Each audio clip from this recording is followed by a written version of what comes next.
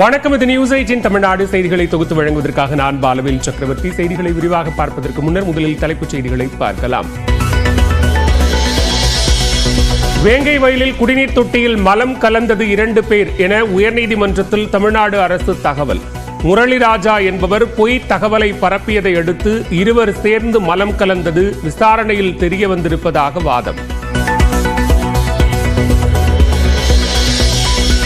வேங்கை வயல் வழக்கு தொடர்பாக குற்றப்பத்திரிகையில் வன்கொடுமை தடுப்பு பிரிவு பயன்படுத்தப்படவில்லை என மனுதாரர் தரப்பு வாதம். தமிழ்நாடு அரசின் அறிக்கைக்கு பதிலளிக்க அவகாசம் வழங்கி விசாரணையை மார்ச் 27ஆம் தேதிக்கு ஒத்திவைத்தது சென்னை உயர்நீதிமன்றம்.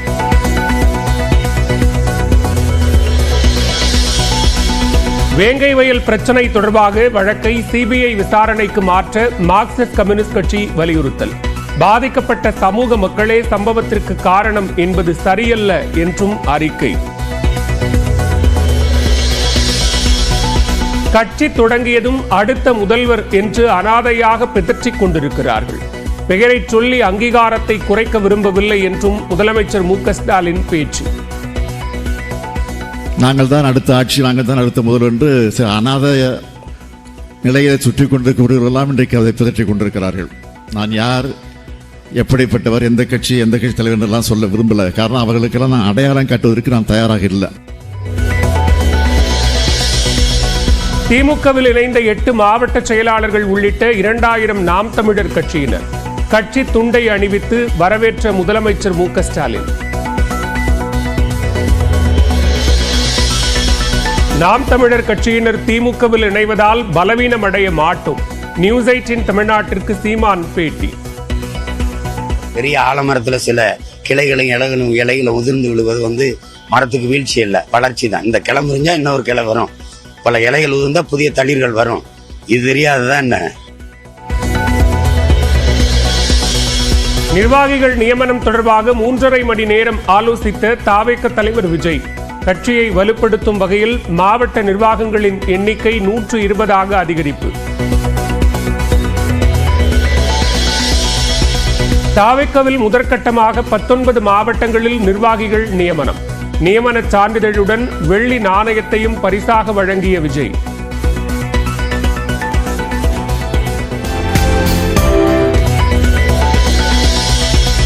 பஞ்சாபில் தமிழக கபடி வீராங்கனைகள் மீது தாக்குதல்.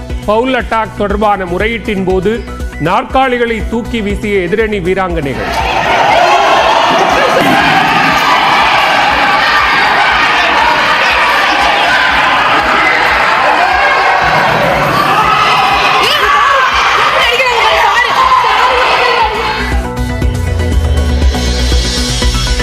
பஞ்சாபில் இருந்து தமிழக கபடி வீராங்கனைகளை பாதுகாப்பாக அழைத்து வர ஏற்பாடு. தமிழ்நாடு விளையாட்டு மேம்பாட்டு ஆணைய உறுப்பினர் செயலர் மேகநாத ரெட்டி நியூஸ் 18க்கு தகவல். பஞ்சாபில் தமிழக வீராங்கனைகள் தாக்கப்பட்ட விவகாரத்தில் பயிற்சியாளரிடம் மன்னிப்பு கடிதம் கேட்ட பஞ்சாப் காவல்துறை. தமிழக அரசின் தலையீட்டை தொடர்ந்து பயிற்சியாளர் விடுவிப்பு.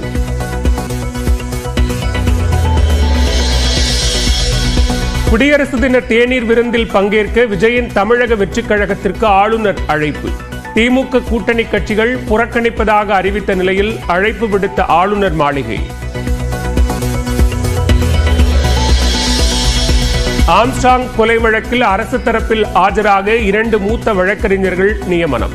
2.5 லட்சம் பக்கங்கள் கொண்ட வழக்கு ஆவணங்களை முறைப்படுத்தி வழங்க காவல்துறைக்கு சென்னை முதன்மை அமர்வு நீதிமன்றம் உத்தரவு. சிவகாசி அருகே பட்டாசு ஆலையில் வெடி விபத்து, பெண் தொழிலாளி காயம். ரசாயன பொருட்களை எடுத்துச் சென்ற போது விபத்து ஏற்பட்டதாக தகவல்.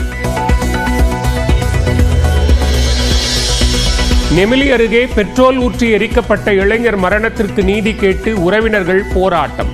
குற்றம் செய்தவர்கள் மீது கடும் நடவடிக்கை எடுக்க கோரி உடலை வாங்க மறுத்து தர்ணா. பேருந்து கட்டண உயர்வு குறித்து 4 மாதங்களில் தமிழ்நாடு அரசு முடிவெடுக்க வேண்டும். தனியார் பேருந்து உரிமையாளர்கள் தொடர்ந்த வழக்கில் சென்னை உயர்நீதிமன்றம் உத்தரவு. மீண்டும் புதிய உச்சம் தொட்ட தங்கம் விலை. ஒரே நாளில் சவரனுக்கு 240 ரூபாய் உயர்ந்து 60,440க்கு விற்பனை. ஆஸ்திரேலிய ஓபன் டென்னிஸ் போட்டியில் காயம் காரணமாக நோவக் ஜோகோவிச் விலகல். அலெக்சாண்டர் ஸ்வெரவ் உடனான அரையிறுதியில் பாதியில் வெளியேறினார்.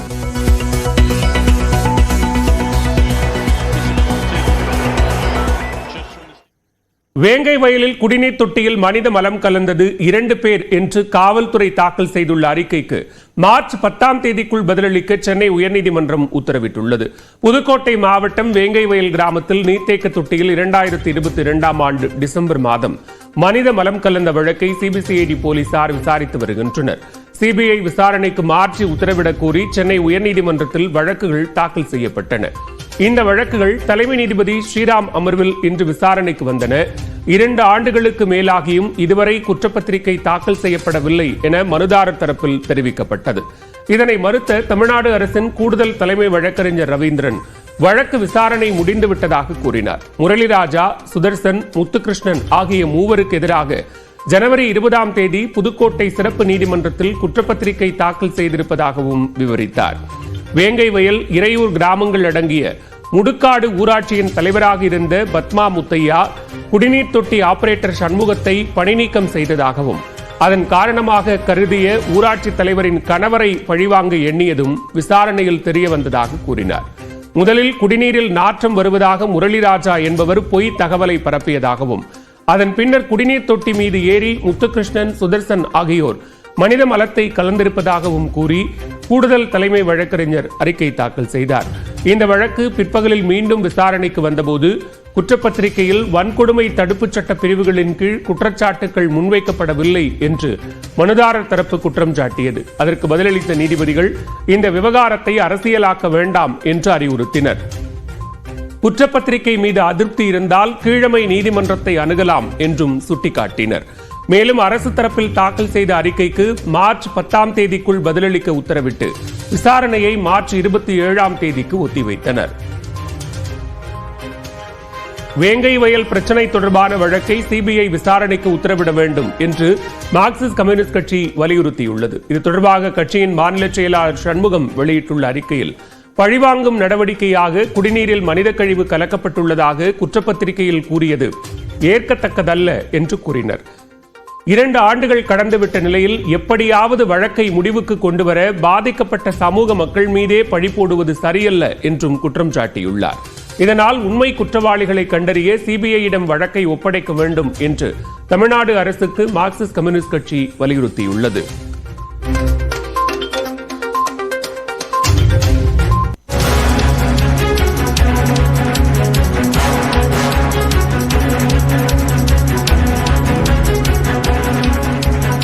தற்போதைய அண்மை செய்தியை பார்த்துக் கொண்டிருக்கிறோம். தவிக தலைவர் விஜய் நடித்து வரும் 69வது படத்தின் ஃபர்ஸ்ட் லுக் ஜனவரி 26ஆம் தேதி வெளியாகும் என தகவல் வெளியாகி இருக்கிறது. கூடுதல் விவரங்களோடு இணைகிறார் சிறப்பு செய்தியாளர் செந்தில் ராஜா. செந்தில், விவரங்கள். பாலவேல், விஜய் தற்போது தன்னுடைய இறுதி திரைப்படத்தில் நடித்து வருகிறார். அரசியல் கட்சி தொடங்கியதன் காரணமாக இந்த ஒரு திரைப்படத்தோடு தன்னுடைய திரைப்பயணத்தை நிறுத்துவதாக ஏற்கனவே அறிவித்திருந்தார். அந்த இறுதி படத்தை வினோத் இயக்கி வருகிறார். வலிமை உள்ளிட்ட திரைப்படங்களை இயக்கிய வினோத் இயக்கி வருகிறார். இதற்கான பணி 69% முடிந்துவிட்டது என்று தயாரிப்பு நிறுவனம் அதிகாரப்பூர்வமாக தற்போது அறிவித்திருக்கிறார்கள். அது மட்டுமில்லாமல் இந்த திரைப்படத்திற்கான படப்பிடிப்பு வேலைகள் நடைபெற்று வந்தாலும் தலைப்பு வெளியாகவில்லை, இதுவரை அறிவிக்கப்படாமல் இருந்தது. இந்த நிலையில் குடியரசு தின விழாவை முன்னிட்டு அன்று அந்த தலைப்பு மற்றும் முதல் பார்வை ஆகிய 2ஐயும் வெளியிடுவதாக. விவரங்களுக்கு நன்றி செந்தில்.